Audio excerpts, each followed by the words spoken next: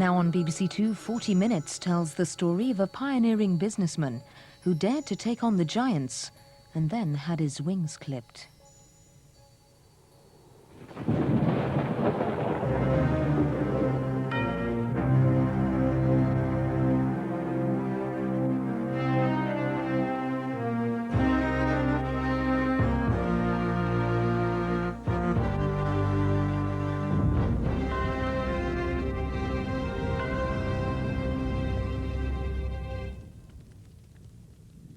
How do you kill a corporation? You can kill a person by shooting, strangling, drowning, or poisoning. But how do you kill a company?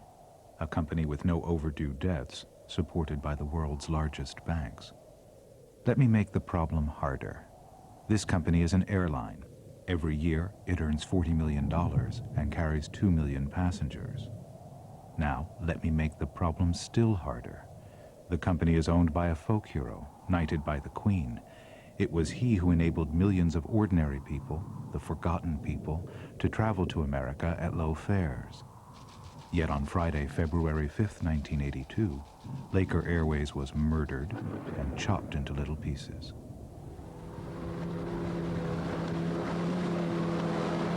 So was it a case of corporate murder? Or did this man just get his sums wrong? Sir Freddie's been a millionaire for nearly 50 of his 72 years. He's a man used to the fast lane. But the Bahamas are a far cry from those T-boy days when he first dreamed of owning an airline. I was standing outside the local fish and chip shop with the other yobbos, you know, 2 penn'orth of fish and a penn'orth of chips.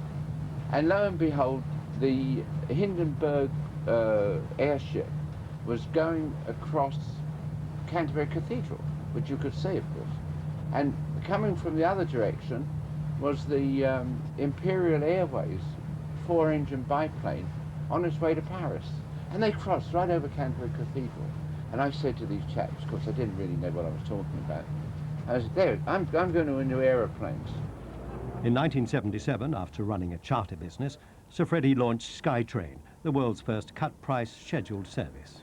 It's a walk-on, walk-off service with no frills. What I mean by this is the passenger arrives at the airport, he pays his money, and we give him a passage to New York. If he wants to buy a meal, we give him a hot meal for £1, or a hot breakfast for 50p, or a tea for 25p, and he can bring his own sandwiches if he wants to. I always say Freddie was an answer to a press agent's dream. I mean, you just point a camera at him and he was off. You're the first SkyTrain passenger, London to Los Angeles. Welcome to Laker. Work for Fred and sell your bed. Do you remember that? What was that? Work for Fred and sell your bed. Yeah. That was our motto.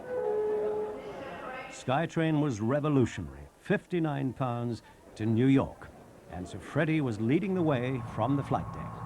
He sat in the 4th seat and I sat in the 5th seat on this historic flight. And we just held hands and cried. Rotate, I said, and the nose went into the air. It was one of the most incredible moments that I've ever had. It was part of history. Laker Airways was to become the 5th largest carrier over the Atlantic, challenging the vast state airlines and inspiring others to follow in their footsteps. More than anybody else, as a child, Freddie was the person I admired. He managed to bring air travel down to the masses at an affordable rate. It's much easier to follow a pioneer than be a pioneer. We have here today one of the greatest pioneers of competition. Perhaps we could give a round of applause to Sir Freddie Laker.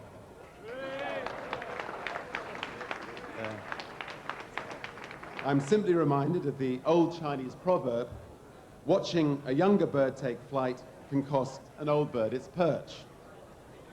Well, I don't want to cost anyone their perch, but I do think we can teach the old birds a trick or two. For the old birds, Cathay Pacific and British Airways, Branson's challenge to their duopoly on the Hong Kong route led to a swift response. They increased their seat capacity and dropped their fares. It was a tactic that did not surprise Laker. who over the years has advised Branson in his fight to survive in the cutthroat world of the international airline industry. Are you done? Branson and Laker epitomized the entrepreneurial spirit that heralded the dawn of Thatcherism. The fact is that only when we introduce the spirit of competition into state-owned industries do they begin to respond to the needs of the customer. Just as it's thanks to Freddie Laker that you can cross the Atlantic for so much less than it would have cost you in the early 1970s. Competition works. See these sharks? They haven't got a monopoly. It's a bit like the airline industry. All these big guys chasing everybody, and all they do is eat the dead fish. The live ones are still coming out of the woodwork. Look, this one's got beady eyes. That reminds me of someone. Lord King was Mrs. Thatcher's personal choice to lead BA. If in doing what is right we're in conflict with anyone, it's too bad. We have to do what is right by the business. In 1981, she appointed him to sell the state airline to the public.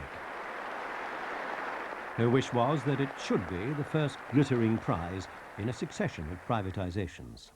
They found that the company was a shambles because in 1978 and 1979 and 1980, hundreds of millions of pounds of the taxpayers' money had been spent and lost trying to put Laker Airways out of business by competing in the sky. Bob Beckman specializes in aviation law, advising Laker for nearly 30 years and monitoring his competitors' every move. There is a possibility that I was, in fact, Lord King's first prey. But, of course, the trouble with predators and prey is you never know who the prey is until it's dead. At the beginning of 1981, Laker expanded his cut-price airline dramatically. He ordered a fleet of 10 Airbuses, A300s, to add to his DC-10s. The symbol of free enterprise had no difficulty in raising the millions he needed.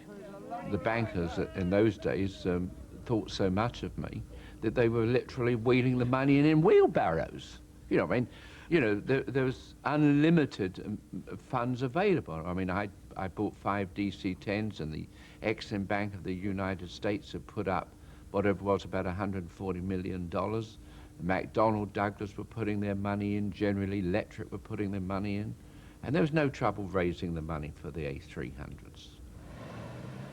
Laker's new dream was radical. His expanded fleet would take SkyTrain to Europe. In other words, deregulation in Europe, which scared the pants off every single European airline. None of them wanted it. They could see what deregulation was doing in the United States. They could see that the SkyTrain had been very, very successful and was being very successful, and they certainly didn't want to lose what they got. Laker Airways was detested by the airlines club, the International Air Transport Association, IATA, which controls all aspects of air travel, including pricing. Soon after Laker's European announcement, the club struck back. The real problem came when Pan American decided to apply for fares to match Laker across the board. Whatever the fare was, they were into it. But of course, only where I was operating. They matched Laker. They weren't going to lower their fares elsewhere. BA said the fares were economic suicide, but went along with them. Targeting Laker, they called it jugular marketing. They were reacting from weakness. And especially Pan Am and TWA were Pan Am especially, enormously weak at that time. And so were British Airways. And British Airways were having enormously bad results. They were in talks with the government about financing their redundancy arrangements. We knew that fair competition could never kill us, but predatory practices could. And pricing below cost was designed not only to wound, but to kill. Competition is about eliminating competitors, not about competition. That's what business is about. It is about the elimination of competitors. Before BA could follow Pan Am in cutting fares on Laker's routes, the Transport Minister, Ian Sproat, had to approve. The minister in charge, Ian Sproat, phoned me personally, and he said, "Freddie, I'm sorry to have to tell you but I'm going to approve the Pan Am fares. And I said to him, Minister, I will be out of business in 3 months. Lord King was untroubled. While his state airline matched Laker's fares, it started a whispering campaign against the symbol of enterprise culture, suggesting to travel agents that SkyTrain would perish that winter. They did absolutely everything. They even gave me a code name, Tudor King. And I was the grinning pullover. Well done. So they've got a name for it. That's a good start. They actually had a unit set up behind locked doors of 12 people whose sole job was to actually go into our computer information. They had people going up to our passengers at the airport, approaching them and offering them bribes to move over to British Airways. They had them ringing them at their homes. And the smear tactics were particularly unpleasant. And the principal thing is we decided to sue them before they actually put us out of business rather than waiting for the events to happen. We've been helped by your experience. I mean, I think you know, people maybe wouldn't have believed you, whereas they'll believe us because of what happened to you. The effect of the fare cuts and the rumours on SkyTrain bookings was immediate and very damaging. The ding-a-ling machine stopped ringing. The phones didn't ring. And our load factor dropped like a stone. But I told Ian Sproke that this would happen. 6 weeks after the start of the cartel's price war, Laker's lawyer, John Rowley, was unexpectedly summoned to a meeting with Lord Benson, an advisor to the governors of the Bank of England. Benson told Rowley he should advise his client to close down. As I came out, because I didn't say very much, and I was so taken aback, as I came out, I got actually quite angry, because I thought, well, what the hell has it got to do with him? I, as an independent professional solicitor, will not be told by somebody not involved in the case, directly involved in the case, what my advice should be to my client. I mean, that is very much a matter for me to decide. I thought it impertinent, and I thought it wrong. I spoke to Lord Benson immediately after that meeting, and he said he reckoned that the company could not survive without an injection of 50 million.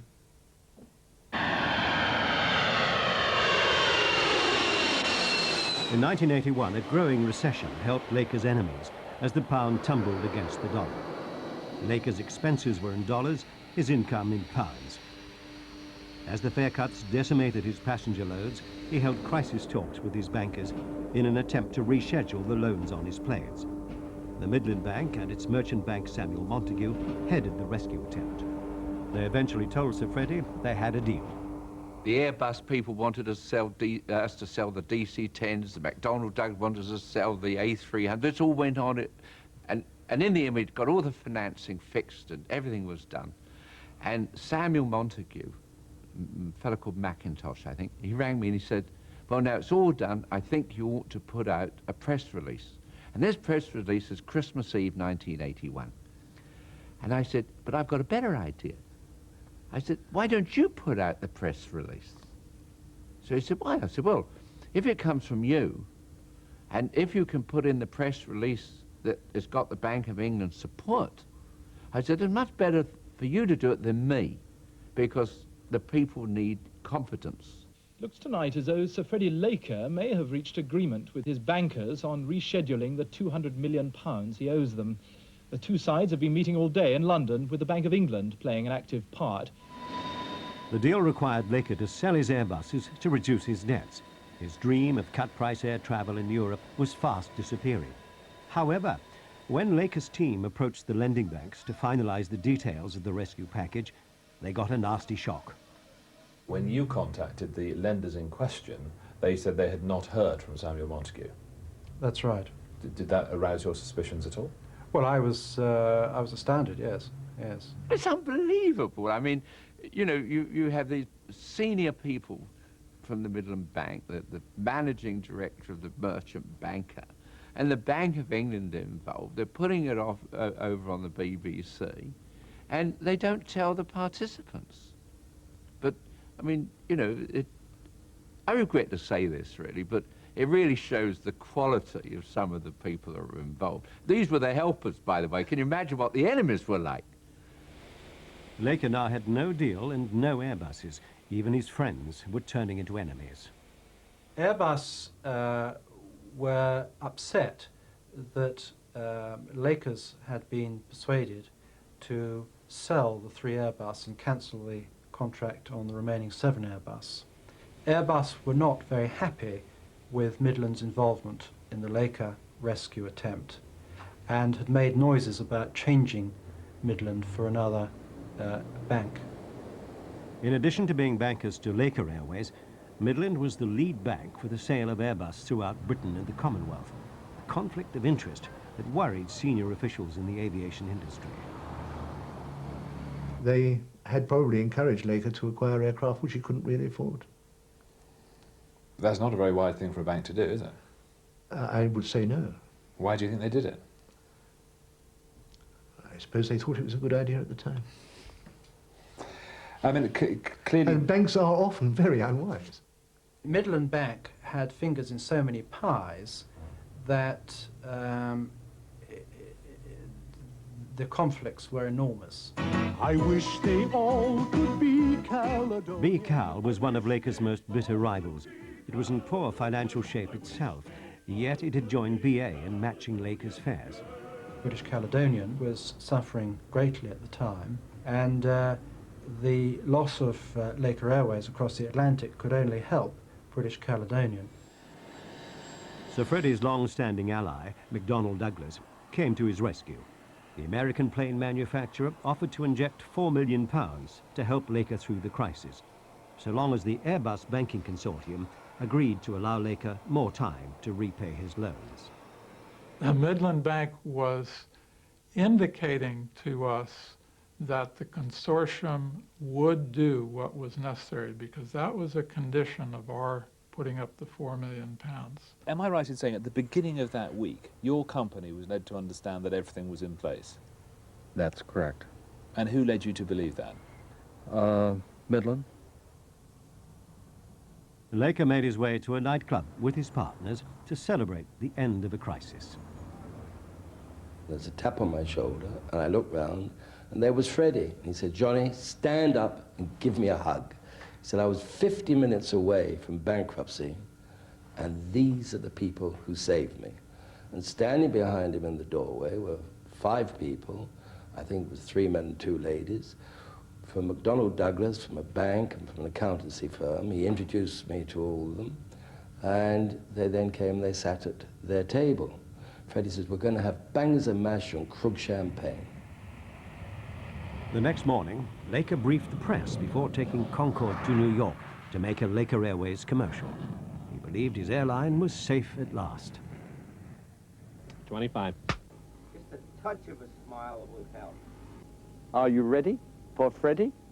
Get out there and fill the seats, Freddie. That's what they all said, and off he went to New York, believing that. Are you ready for Freddie? Unknown to him, unknown to any of us, there was a plot of the conspirators to lay in place a way to destroy the company. When the European airlines heard of the McDonnell Douglas rescue bid, they threatened to cancel their orders for planes if it saved Laker. British Caledonian sent a telex warning, "No further interest in McDonnell Douglas aircraft."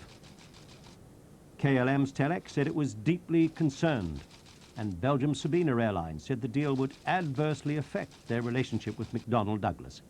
Lufthansa's telex said it was not prepared to continue normal business relations with MDC if the deal went ahead.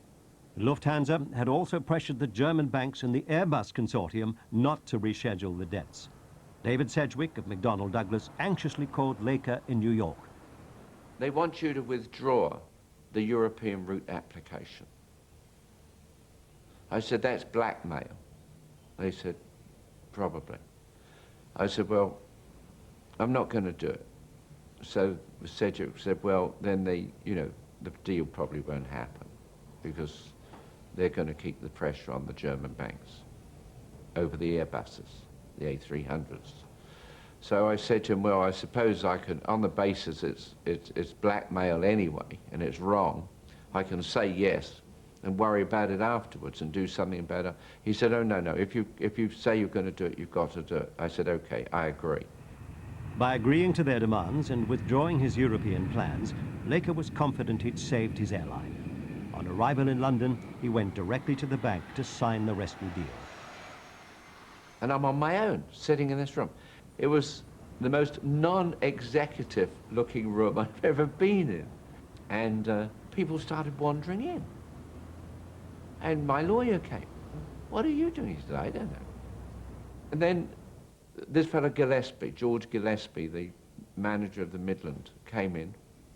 And he closed the door and stood with his back to the door. And I thought, why is he standing up? And he stood with his back to the door and he said, good morning, thank you for coming. We want you to call in the receivers. I said, what? They said, call in the receivers. I said, what for? Gillespie vanished fairly quickly from the room. He was somewhat nervous state. Freddie and I then went to see Kitching in his room.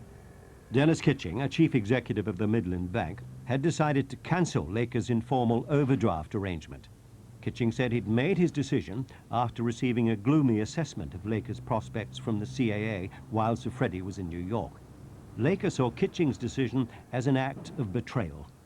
He managed to keep talking until past close of banking at 3:30, and Kitching said, well, it's too late now to stop you trading today, but if there is not an immediate injection of 5 million cash by 9 a.m. tomorrow morning, and a further 5 million a week later, the overdraft will be called in. Mrs. Thatcher was told of Sir Freddie's crisis on the day she gave £53 million to BA to pay for its redundancies. She considered a cash injection of 5 million to save Laker. Advising her were Chancellor Geoffrey Howe, Transport Minister Sproat, and Ray Colgate of the CAA. She said, you know, I can't bear to think of all my passengers being stranded abroad. My passengers. My poor passengers. Can't we put in £5 million and put a ring fence about it so that's the end of the story? I said, well, it wouldn't be the end of the story. It would essentially be an open-ended situation. And there would be either the same decision to face again in only 2 or 3 months' time. She said, oh dear, an open-ended situation. I couldn't wish that upon my poor taxpayers. Again, her words. I found this all rather astonishing. But we went round the track, I think, once more. It was pointed out that it was wholly inconsistent to the government to be funding BA redundancies and also funding Laker, who many would regard as the prime cause of those redundancies. The best suggestion I can give you is really to go home, because I couldn't tell you exactly how long you'll be waiting here. Thousands of Laker's passengers were stranded in Britain and America as Sir Freddie's SkyTrain was grounded. Most had to fly home on the airlines that had been so keen to see Laker blown out of the sky. Thatcher would not give Laker money, so Transport Minister Sproat turned to the man once dubbed the unacceptable face of capitalism, Lonhro's chief executive Tiny Rowland, in a last-ditch attempt to keep Laker in the air. Sproat said to me, why don't you and I, Roland, why don't we meet, just you and I, and lunch? And we did actually lunch at the Lowndes Hotel, I think, Lowndes Square, just the two of us. And Ian Sproat said to me, look, you must help me, and you must help Freddie, because I have, and I remember this so well, I have Freddie Laker's blood on my hands. Lonhro quickly agreed to pay off the Midlands £9.2 million, and as the receiver moved in, the fate of SkyTrain lay in the hands of Rowland. With Sir Freddie, he went straight to the bank. George Gillespie said, I can't take the money. I don't know how to deal with it. I think that the Midland Bank were disappointed that Freddie had been able to find somebody to back him to pay off his overdraft. The refusal meant liquidation for Laker. Rowland then offered up to £8 million for Laker's hangar at Gatwick. This time, the receiver refused his offer. Well, there was a hidden agenda, as far as I was concerned. Shortly after Lonhro's offer was refused, British Caledonian acquired the hangar facilities at Gatwick, which were fundamental to the operation of a future airline. I believe that it was planned, premeditated, and I don't think he had a chance.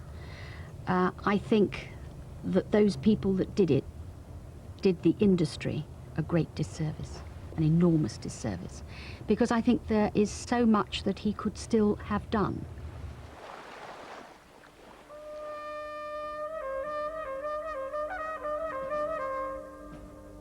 Laker's liquidator sold some of his planes to his rivals. The rest found their way to a graveyard in the desert. But as they lay rotting, Laker's planes came to pose an even greater threat to Lord King's bid to privatize BA than when they were in the air. Having studied Laker's claims that his demise had been planned by his rivals and that the fare cuts had been designed to force him out of business, the liquidator decided on court action.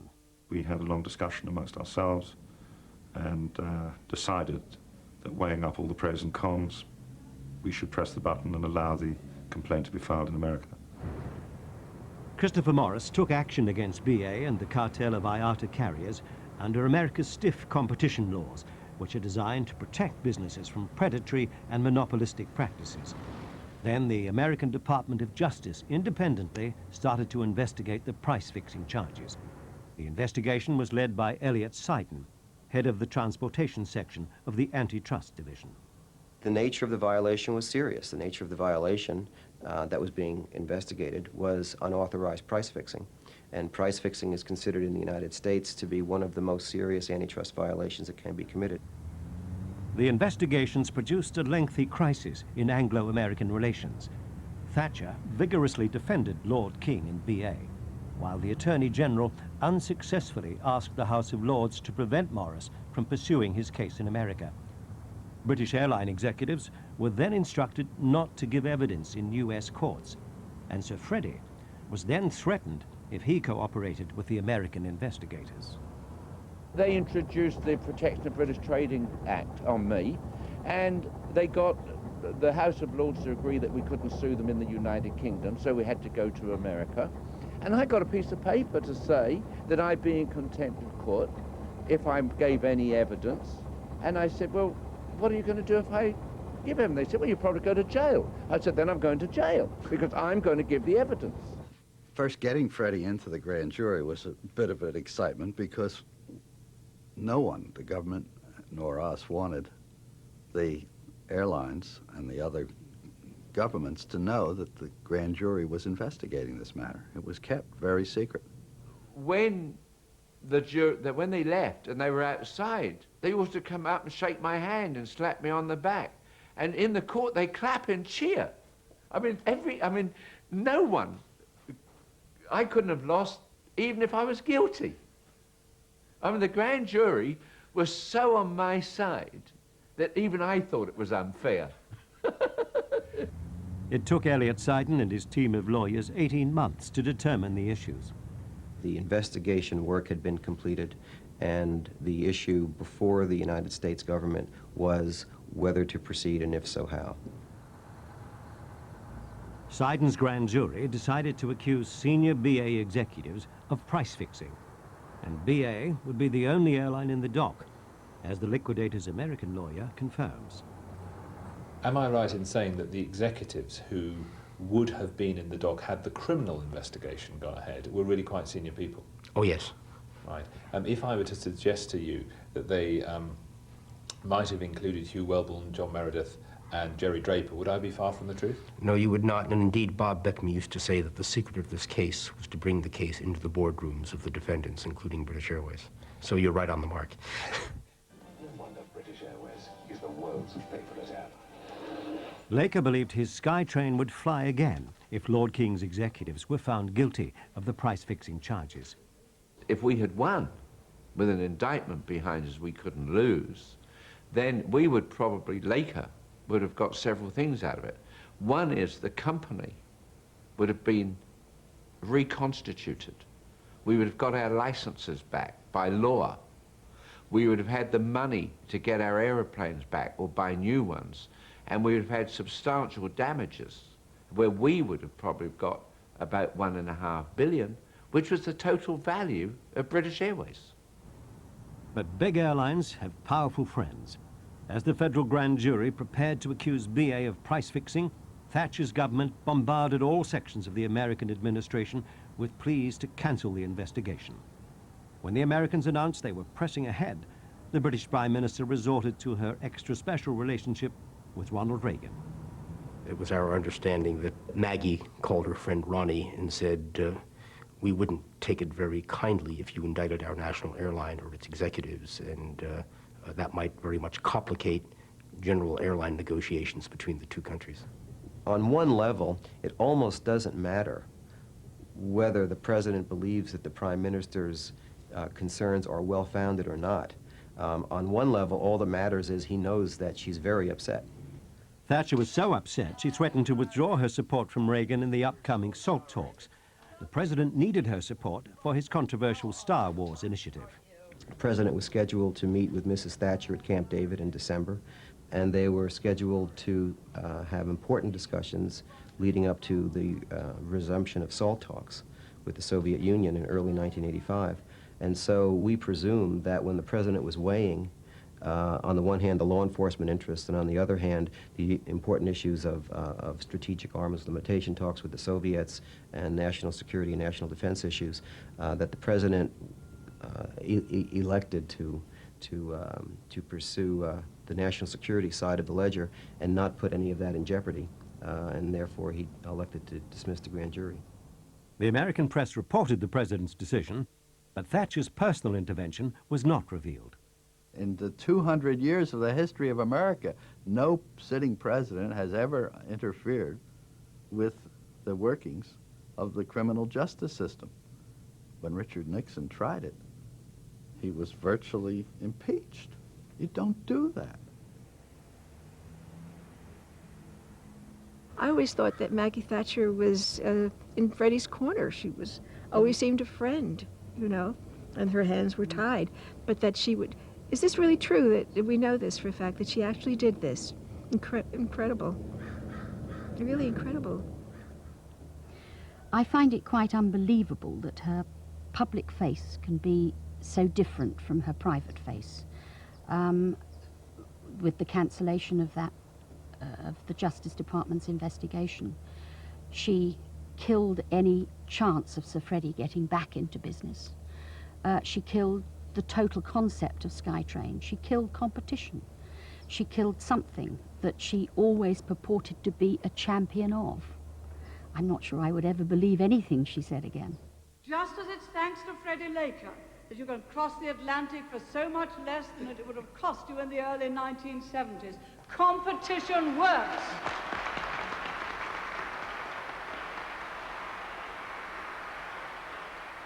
Frankly, it stinks.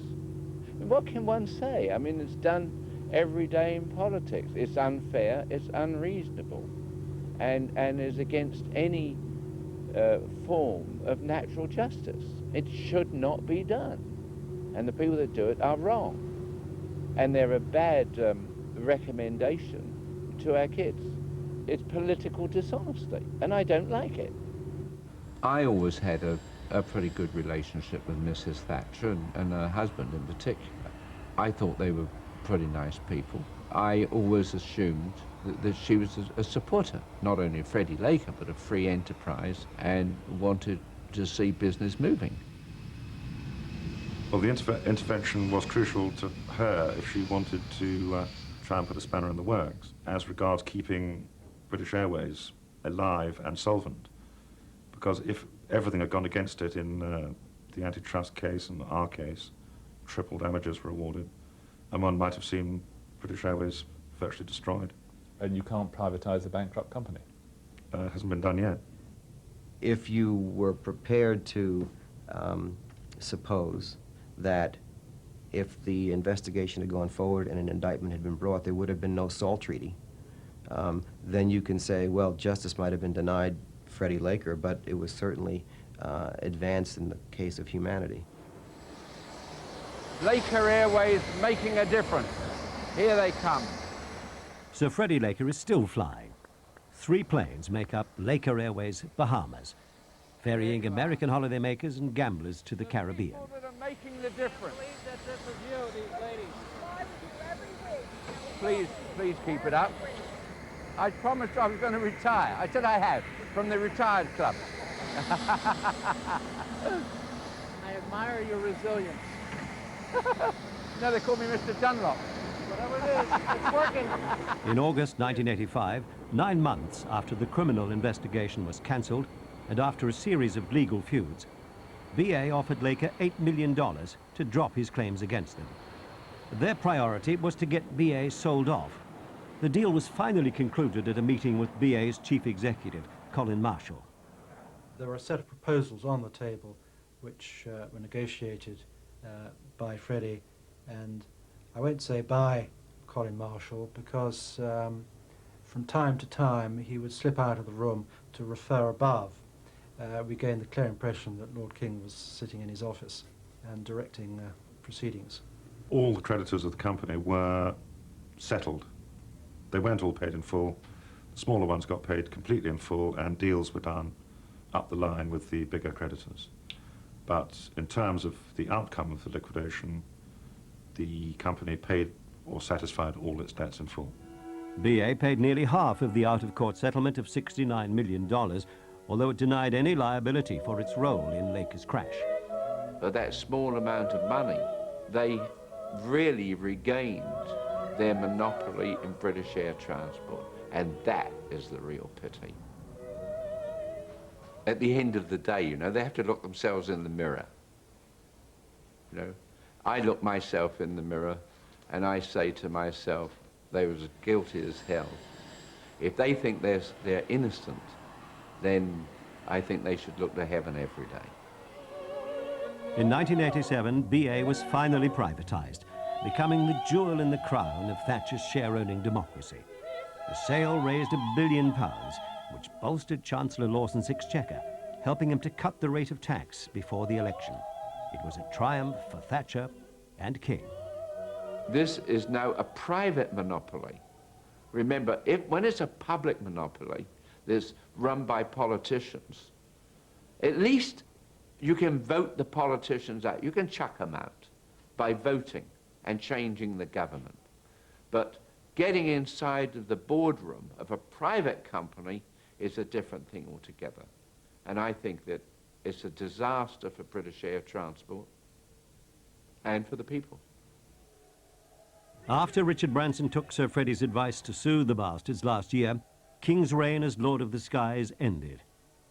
Branson was paid record libel damages, and BA apologized in the High Court for stealing his passengers, accessing his computers, and smearing him in the press.